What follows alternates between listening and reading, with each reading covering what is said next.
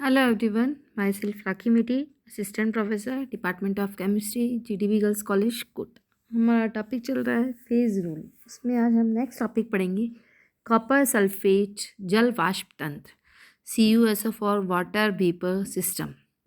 दो घटक तंत्र जिसमें ठोस व गैस दो प्रावस्था साम्य में उपस्थित रहती है। इसका उदाहरण है हाइड्रेट्स, विशेष रूप से कॉपर हाइड्रेट्स।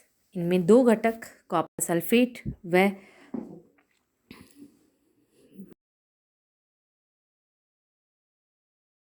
अधिक हाइड्रेट बनाते हैं। कॉपर सल्फेट वाटर तंत्र में चार ठोस प्रावस्था रहती है। Copper sulphate 5H2O, copper sulphate 3H2O, copper sulphate H2O और शुष्क कॉपर सल्फेट।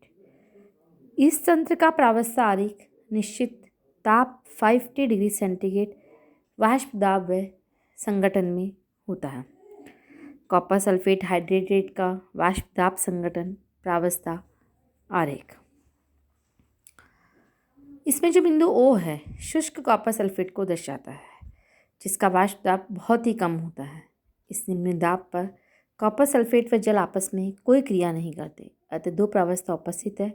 अतः स्वतंत्रता की जो कोटि होगी वो 1 होगी। F = C - P + 1 = 2 - 2 + 1 = 1। जब कॉपर सल्फेट में जल वाष्प मिलाई जाती है तो वाष्प दाब OA के अनुसार बढ़ता है। वह लवण शुष्क रहता है, लेकिन दाब 4.5 mmHg या बिंदु A पर शुष्क कॉपर सल्फेट जल को अवशोषित करता है, वो मोनोहाइड्रेट बनाता है। तो copper sulphate plus water = copper sulphate H2। अतः रेखा AB के सहारे तीन प्रावस्था ठोस कॉपर सल्फेट व ठोस कॉपर सल्फेट वाटर व जल वाष्प साम्य में रहती है। अतः तंत्र अचर F = C - P + 1 = 2 - 3 + 1 = 0 है। रेखा BC पर दो प्रावस्था कॉपर सल्फेट H2O वाष्प रहती है। अतः यह एक चर F = C - P + 1 = 2 - 2 + 1 = 1 है। इसमें हम और अधिक जल को मिलाते हैं तो वाष्प दाब 30.9 mmHg तक बढ़ता है।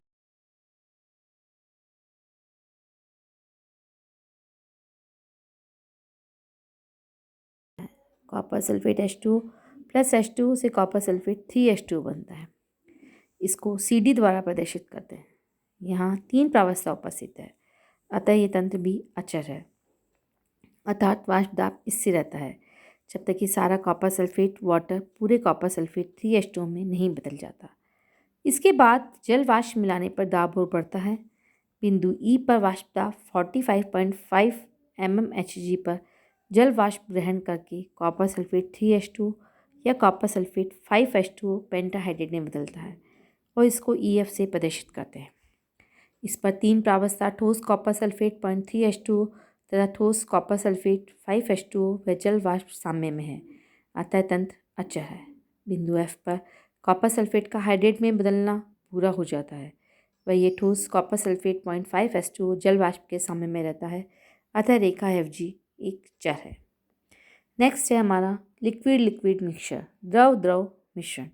जब एक द्रव को किसी दूसरे द्रव में मिलाया जाता है तो तीन प्रकार की स्थितियाँ बन जाती हैं। एक द्रव दूसरे द्रव में प्रत्येक अनुपात में मिश्रित हो जाए। उदाहरण के लिए जल अल्कोहल का मिश्रण, अल्कोहल जल में अथवा जल अल्कोहल में प्रत्येक अनुपात में मिश्रणीय होता है। इन द्रव को पूर्णतः मिश्रणीय द्रव कहते हैं, कंप्लीटली मिसिबल लिक्विड्स। एक द्रव दूसरे द्रव में बिल्कुल मिश्रित ना हो, एक दूसरे को मिलाने पर दो पृथक परतों के रूप में अलग अलग हो जाए।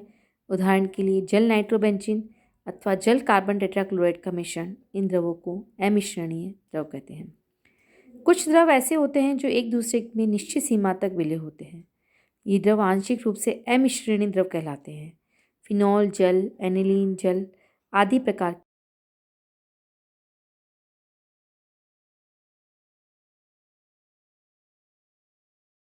ऊष्मागतीय गुणों को समझाने के लिए आवश्यक होती है।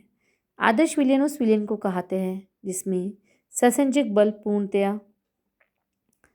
पूर्ण रूप से समान हो, कोहेसिव फोर्स हो, आपका यूनिफॉर्म हो, अर्थात विलय विलय विलय विलायक विलायक विलायक अणुओं के मध्य अंतर आणविक आकर्षण बल पूर्णतया समान हो।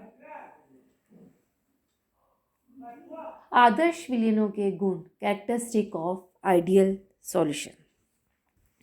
एक आदर्श विलयन में निम्नलिखित लक्षण का होना आवश्यक है। विलयन विलायक को मिलाने पर ऊष्मा परिवर्तन शून्य हो अर्थात डेल्टा एच मिश्रण इज इक्वल टू 0। विलयन का कुल आयतन विलय तथा विलायक के आयतन के योग के बराबर हो अतः आयतन परिवर्तन शून्य हो। डेल्टा एच मिश्रण इज इक्वल टू 0। विलयन सांद्रता की प्रत्येक सीमा में राउल्ट्स लॉ का फॉलो करता हो। ठीक है, अब राउल्ट्स लॉ फॉलो करता है, इसका मतलब राउल्ट्स लॉ होता क्या है।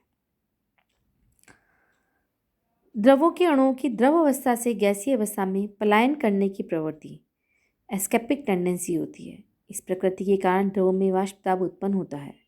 वाष्प दाब का पिछले अध्याय में हमने आपको बहुत अच्छे से बताया था।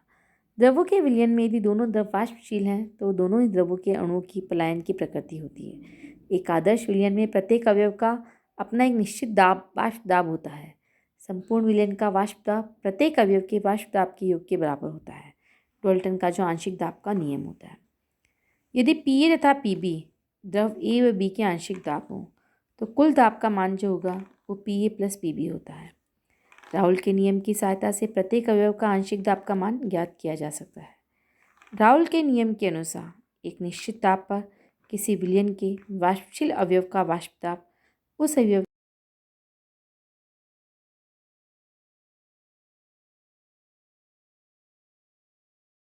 भी दो वाष्पशील पूर्णतया मिश्रणीय द्रव हैं। शुद्ध द्रवों के वाष्प दाब क्रमशः पीए तथा पीओ भी हैं। इन द्रवों के आदर्श से मोल भिन्न इनकी एक्स ए व एक्स बी है। यदि पी ए और पी बी विलयन में ए और बी के आंशिक दाब हो तो राउल नियम के अनुसार P A is equal to P zero A X A, P B is equal to P zero B X B.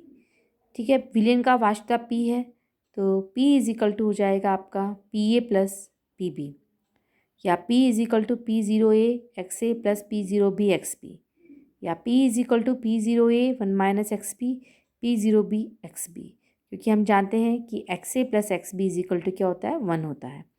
तो आप एक्स ए की जगह क्या रख सकते हैं, 1 माइनस एक्स बी रख सकते हैं। तो P A is equal to P zero A plus X B P zero B minus P zero A. यदि वाष्प दाब तब मोल भिन्न में आरेख खींचा जाता है तो आरेख जो होगा इस प्रकार से प्राप्त होगा। ए और बी के आंशिक दाब को प्रदर्शित करता है। जब X B is equal to 1 हो तो वह शुद्ध बी को प्रदर्शित करता है। इस स्थिति में P B is equal to P not B हो जाएगा। इस प्रकार जब X A is equal to 1 हो तो वह शुद्ध ए को प्रदर्शित करता है। इस स्थिति में P A is equal to P zero A सतत रेखा विलयन का कुल वाष्प दाब बताती है। प्रत्येक सांद्रता के विलयन का इस रेखा पर कुल वाष्प दाब दोनों अवयवों के आंशिक दाब के योग के बराबर होता है। अब आदर्श विलयनों के कुछ उदाहरण कौन कौन से हैं। एनहेजेन व हेप्टेन, इथाइल ब्रोमाइड व इथाइल आयोडेट, बेंजीन व टोलुइन, क्लोरोबेंजीन व ब्रोमोबेंजीन, बेंजीन व ethylene chloride, ethylene dibromide and propylene dibromide. ये न्यूमेरिकल किस टाइप के हैं अभी मैं आपको बताती हूँ इसके बारे में। पहले हम इससे आगे थ्योरी पढ़ लेते हैं। आदर्श विलयनों में वाष्प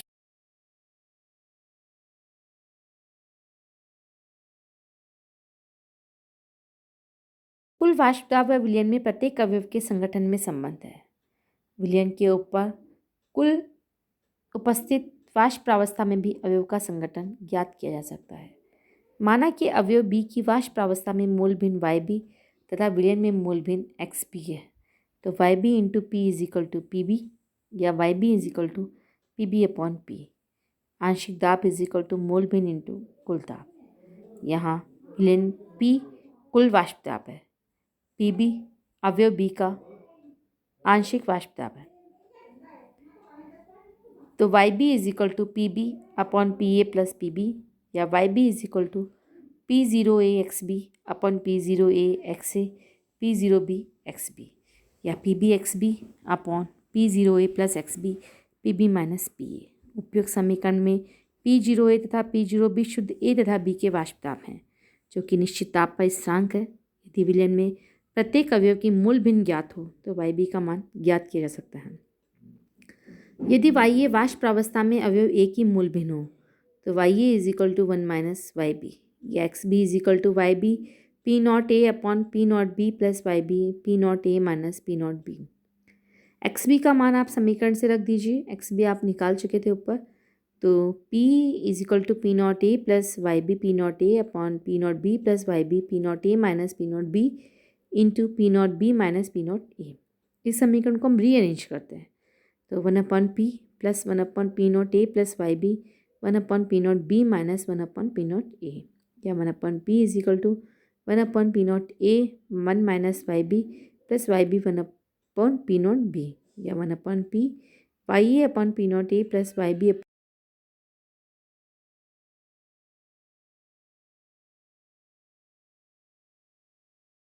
संबंध प्रदर्शित करती हैं।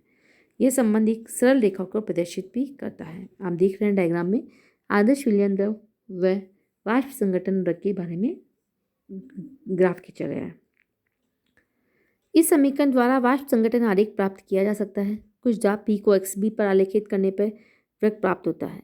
आपने डायग्राम में देखा कि संघटन वृत्त विलयन वृत्त से हमेशा नीचे होता है, क्योंकि एक निश्चित ताप व द्रव उच्च दाब पर, गैस निम्न दाब पर स्थायी होती है। द्रव संघटन रेखा के ऊपर किसी बिंदु पर केवल द्रव, जबकि वाष्प संघटन के नीचे, संघटन वृत्त के नीचे केवल वाष्प होती है। इन दोनों के मध्य किसी बिंदु पर द्रव और वृत्त दोनों साम्यावस्था में होंगी। माना कि बिंदु ए दोनों केंद्रों के मध्य है। यहाँ दोनों प्रावस्था स्थित हैं। इन दोनों प्रावस्थाओं के संघटन ए से गुजरने वाली क्षितिज रेखा BC द्वारा निर्धारित किया जा सकता है, जो कि क्रमशः द्रव संघटन रेखा को B पर, वाष्प संघटन रेखा को C पर काटती है। B तथा C के संघटन क्रमशः X1 तथा X2 ही द्रव प्रावस्था और वाष्प प्रावस्था के संघटन है। रेखा BC जो होती है उसको हम टाई लाइन भी बोलते हैं। वाष्प प्रावस्था तथा विलयन में किसी अवयव की मोल भिन्न का अनुपात। मान लीजिए कि विलयन के अवयव B की वाष्प प्रावस्था तथा विलयन में मोल भिन्नों का अनुपात ज्ञात करना है। It means YB upon XB ज्ञात करना है। तो YB इज इक्वल टू हो गया PB अपॉन P, या PB upon PA plus PB, या YB इज इक्वल टू हो गया P not B XB upon P not A XA plus P not B XB, या YB upon XB is equal to P not B upon P not A XA plus P not B XB, या 1 upon XB plus P not A upon P not B XA। P not B is greater than P not A, अर्थात B द्रव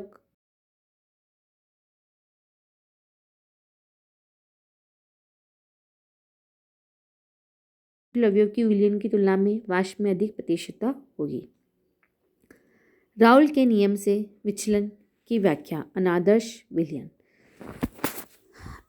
आदर्श विलयनों में संसर्जक बल पूर्णतः समान होते हैं। यदि विलेय तथा विलायक कणों के मध्य आणविक आकर्षण बल विलेय तथा विलायक विलायक कणों के मध्य अंतराण्विक आकर्षण बल से भिन्न हो तो उसे नॉन आइडियल सॉल्यूशन कहा जाता है, और यह राउल के नियम से विचलन दर्शाता है। माना कि विलयन A B से बना है, तो A और B के मध्य अंतराण्विक आकर्षण बल A और B के जो बीच में अंतराण्विक बल है उससे भिन्न होगा। तो विचलन जो होते हैं वो दो प्रकार से हो सकते हैं, धनात्मक विचलन और ऋणात्मक विचलन। वे विलयन जिनमें अवयव का वाष्प दाब उस अवयव के राउल के नियम द्वारा दर्शाए गए वाष्प दाब से अधिक प्राप्त हो तो वे धनात्मक विचलन दर्शाते हैं। It means PA is greater than P not A XA, या PB is greater than P not B XB। धनात्मक विचलन दाब तब संभव होता है जब विलेय और विलायक कणों के मध्य अंतराण्विक बल विलेय तथा विलायक कणों के मध्य अंतराण्विक आकर्षण बल से कम होता है, अर्थात AB के मध्य आकर्षण बल AA अथवा BB के मध्य आकर्षण बलों से कम हो। इसका परिणाम यह होता है कि विलयन में A और B की पलायन प्रकृति शुद्ध या शुद्ध B की तुलना में अधिक होती है, अतः विलयन का वाष्प दाब अधिक हो जाता है। जैसे एथेनॉल व जल, carbon disulphide acetone, carbon tetrachloride ethanol, cyclohexane methanol, ether acetone, carbon tetrachloride methanol, cyclohexane ethanol, carbon tetrachloride toluene. धनात्मक विचलन दर्शाने वाले विलयनों में विलयन बनने पर ऊष्मा अवशोषित होती है, अतः डेल्टा H का मान धनात्मक होता है। इस प्रकार धनात्मक विचलन दर्शाने वाले विलयन का आयतन विलेय और विलायक के आयतन के योग से होता है, अतः डेल्टा V का मान भी